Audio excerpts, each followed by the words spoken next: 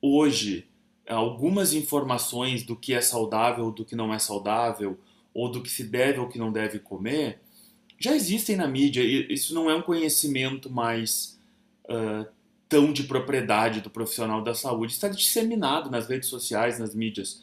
Hoje, realmente, o que a gente percebe é que o nosso paciente não está sabendo como se portar, ele não está sabendo como se alimentar. Então, eu também falo para as minhas alunas, assim, dizer para um paciente hoje que ele não deveria tomar refrigerante, ou que ele não deve comer fritura, ou que ele deveria comer mais água, ou de que frutas, legumes e verduras deveriam fazer parte da sua dieta, você está dizendo para ele o óbvio. Isso ele não precisa mais ouvir. Porque ele ouve isso na TV, ele ouve isso nas redes sociais, ele ouve isso dos médicos, ele ouve isso dos educadores físicos, ele ouve isso dos psicólogos, ele ouve isso da mãe, ele ouve isso do pai. Não é o conhecimento, não é mais essa a abordagem da nutrição, pelo menos na minha perspectiva, né? É claro que ainda há pessoas que necessitam desse tipo de informação, mas eu percebo que são cada vez menos pessoas que precisam desse, dessa ilustração, né? Dessas informações, como eu digo, óbvias, essas informações que eu brinco estão em qualquer banca de revista, deturpadas, exageradas, muitas vezes, midiáticas, mas elas existem. Bom, então a minha curiosidade, né? O meu foco de estudo, o meu foco de interesse se deu justamente por vir de 12 anos trabalhando com pessoas que tinham um transtorno do comportamento alimentar. E o que eu percebi em relação a isso? Conversando com pessoas às quais, por exemplo, não fechavam critérios diagnósticos para anorexia nervosa, não fechavam critérios diagnósticos para bulimia nervosa, não fecham critérios para ter transtorno da compulsão alimentar. É que o comer das pessoas está transtornado. Nós estamos aí cheio de modismo sem evidências comprobatórias.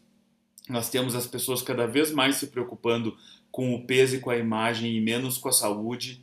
Então, o comportamento alimentar surge como uma alternativa, como uma ferramenta que pode ser utilizada por qualquer área. Isso é uma coisa importante de enfatizar. É claro que há nutricionistas assim como eu que optaram por utilizar a abordagem comportamental, essa abordagem diferenciada, como conduta.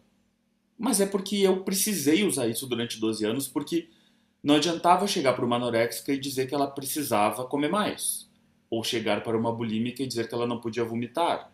Ou para um comedor compulsivo que a compulsão estava fazendo ele engordar. Porque não é esse o conhecimento que precisa. Você precisa do conhecimento muito mais amplo. Antropológico, psicológico, sociológico. Né? Então, os conhecimentos são muito mais amplos. E é isso que eu acabo estudando e me envolvendo com o tempo e vem nessa conduta. Então, como eu disse, é importante frisar.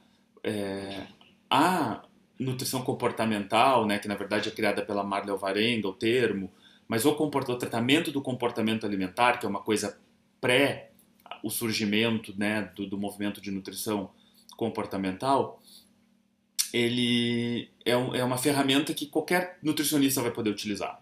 Se ele optar, mesmo o hospitalar que trata o paciente oncológico, que trata o paciente crítico, que trata o paciente cardíaco, ou aquele nutricionista que optou mais pelo ambulatorial na parte de estética ou na parte esportiva, a nutrição comportamental ela é um ótimo, um excelente complemento, obviamente, para aqueles nutricionistas dessas áreas que se interessarem por essa abordagem. Porque, obviamente, ela exige algumas quebras de paradigmas que, se vocês forem estudar e forem ver, realmente é, é, é, são difíceis para algumas pessoas. Como, por exemplo, vou citar um e o mais importante, que é preconizado por qualquer nutricionista que trabalha com comportamento alimentar, a não prescrição dietética para o tratamento da obesidade. Né? Não acreditar na dieta como uma ferramenta que pode tratar a obesidade, porque, assim, simplificando, é muito mais complexo que isso. Inclusive, eu vou estar no Combran desse ano falando sobre isso. Se dieta realmente emagrecesse as pessoas, a epidemia de obesidade estava controlada, porque eu não conheço nenhuma pessoa que não esteja fazendo algum tipo de condução dietética e muito menos não conheço nenhum grande obeso que não tenha feito várias dietas. Então, se dieta funcionasse, nós não teríamos mais a epidemia de obesidade se espalhando o mundo afora.